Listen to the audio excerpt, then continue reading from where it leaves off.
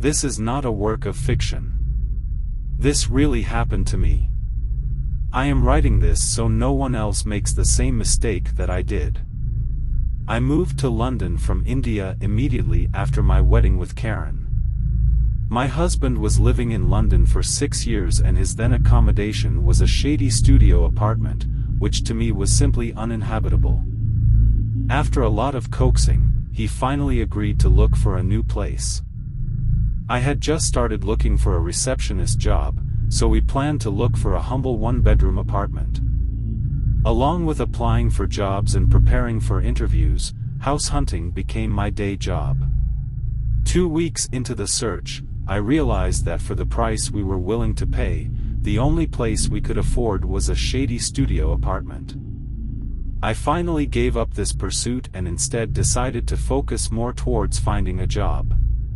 Good things come to you when you stop looking. This is what I believe to be true when, while going through job openings, I got a pop-up for a just-posted house rental advertisement. I wish I knew then that this was far from good, that it was going to be the biggest mistake of my life. I'm lucky to be alive to tell the tale. We went to view the house the same day I saw the advertisement, because I didn't want to lose the house to another early bird. One look at the house and I was mesmerized. For a person coming from the second most populated country in the world, living in a beautiful and spacious 3-bedroom Victorian house overlooking a garden away from the hubbub of the city was a dream come true. Karen's office, too, was only an hour's commute from there.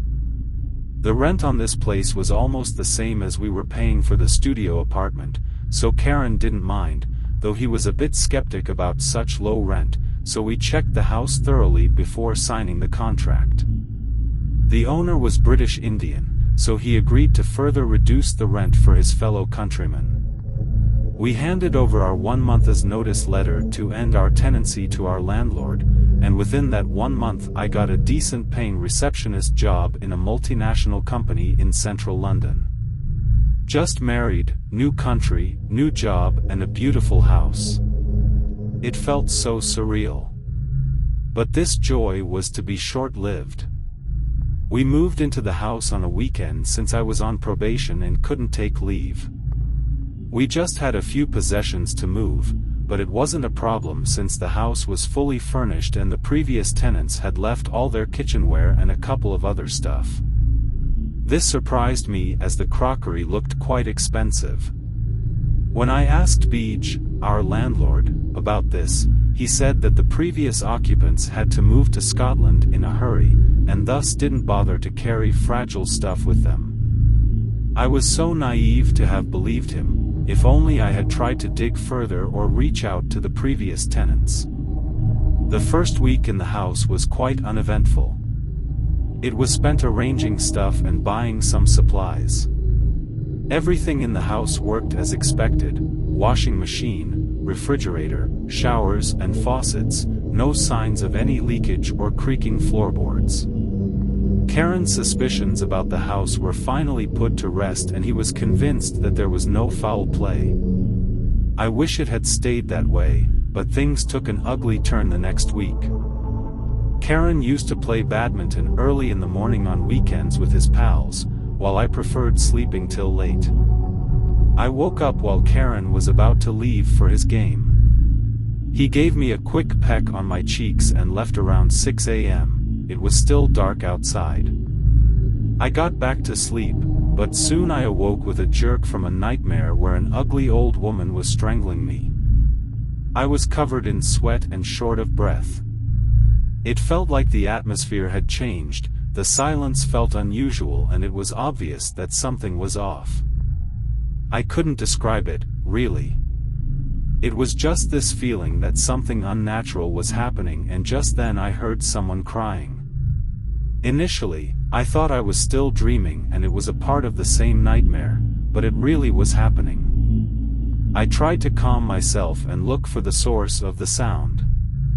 By concentrating hard, it sounded like a cat crying. In India, a cat crying is considered a bad omen. It usually means death of a loved one. First the nightmare, and now this. I was very scared.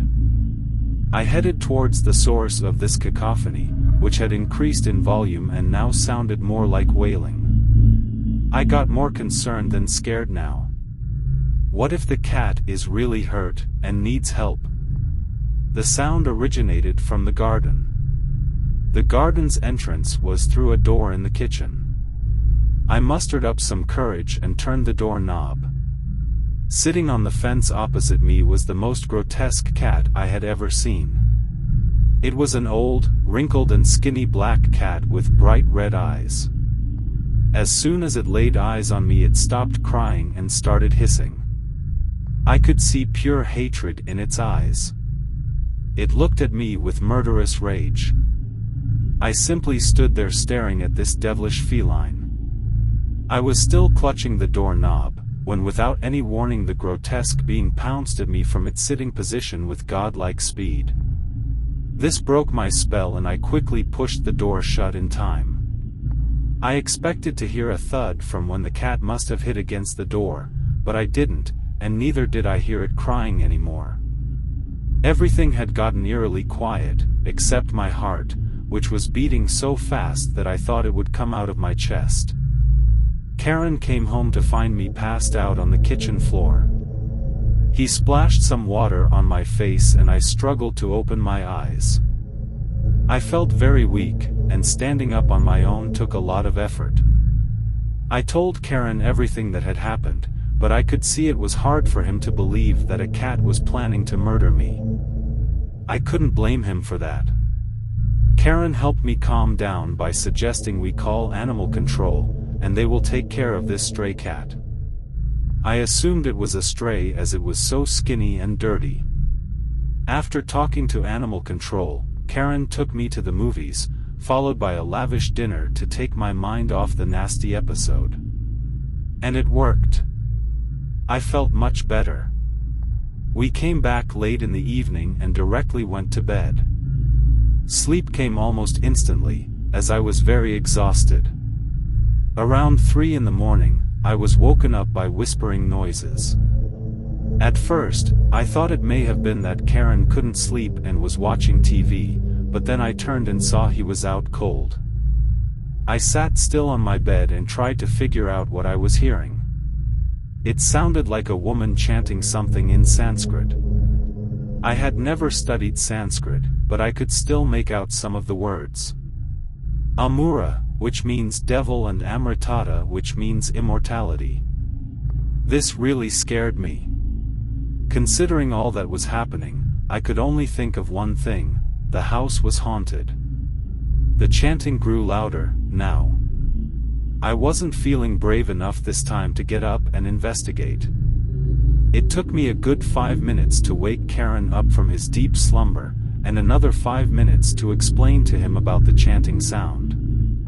But the chanting had ceased by then and he looked at me with some concern. I immediately regretted waking him up. We were just married and I didn't want him thinking his wife was a nut job. Before he had a chance to comment, I lied, saying that perhaps the move and adjusting to my new job had taken a toll on me, and that I just needed a little rest. He looked convinced and sympathetic. But I was quite sure that I had not imagined any of this. The next 3 days passed without any incident, and I didn't see the cat again. I felt foolish for thinking the house was haunted. Karen was a network security architect, and was working on a critical project, and to meet the deadline he was asked to work extra hours. I wasn't too happy about it. Even though nothing odd had happened lately, I was still pretty shaken up from the previous week. I came home from work and fixed myself a quick supper. Karen was going to have dinner at his office. With nothing else to do after dinner, I planned to watch a movie. But my laptop wasn't connecting to the Wi-Fi network.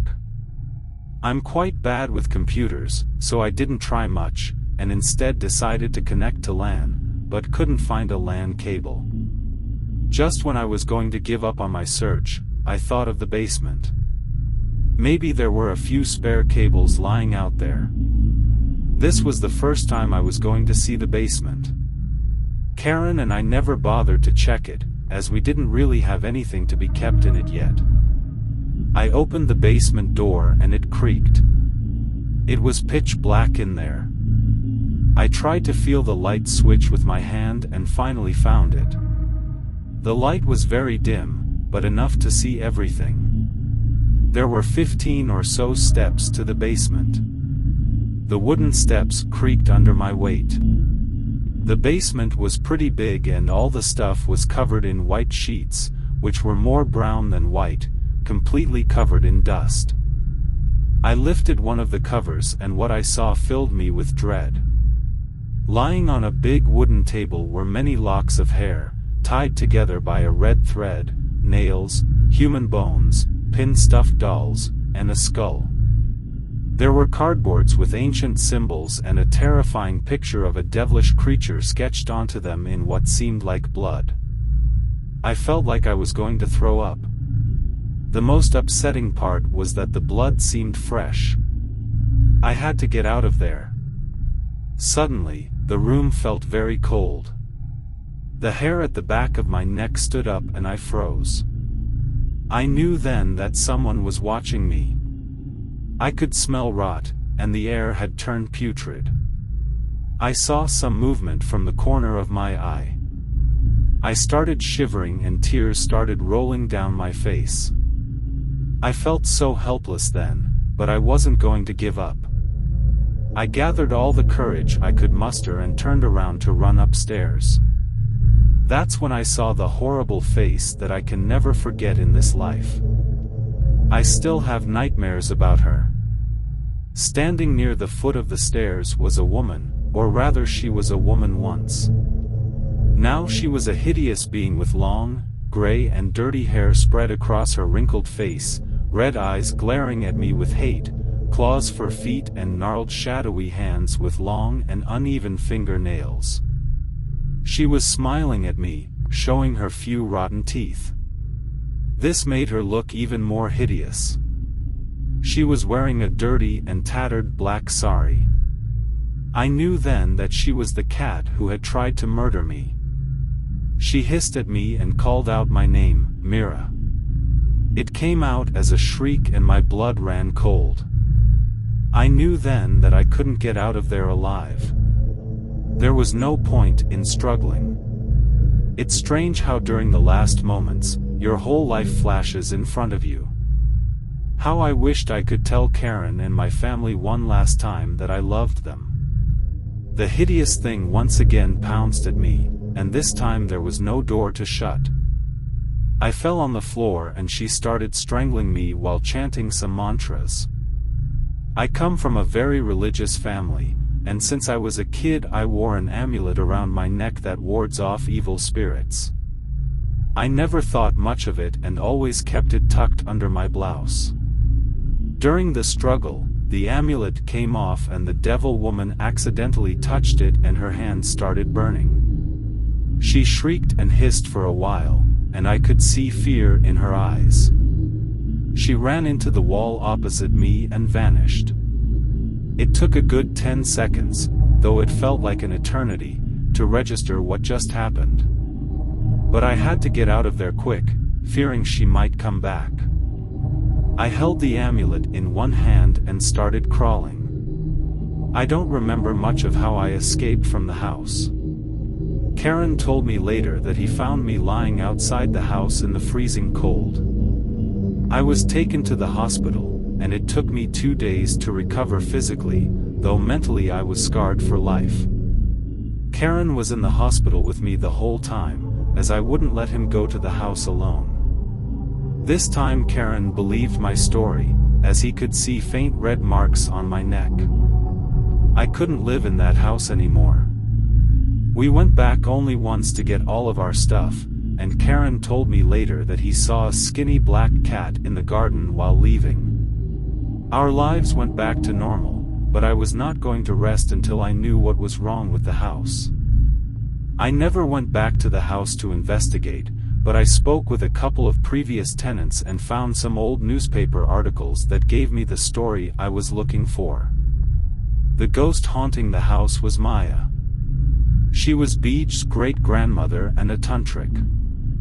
She used to practice witchcraft in the basement, and sacrificed small animals to please Amura, who in turn would have offered her immortality. But by sacrificing just animals, she would have returned as an animal, not human. To come back as a human, she had to make human sacrifices.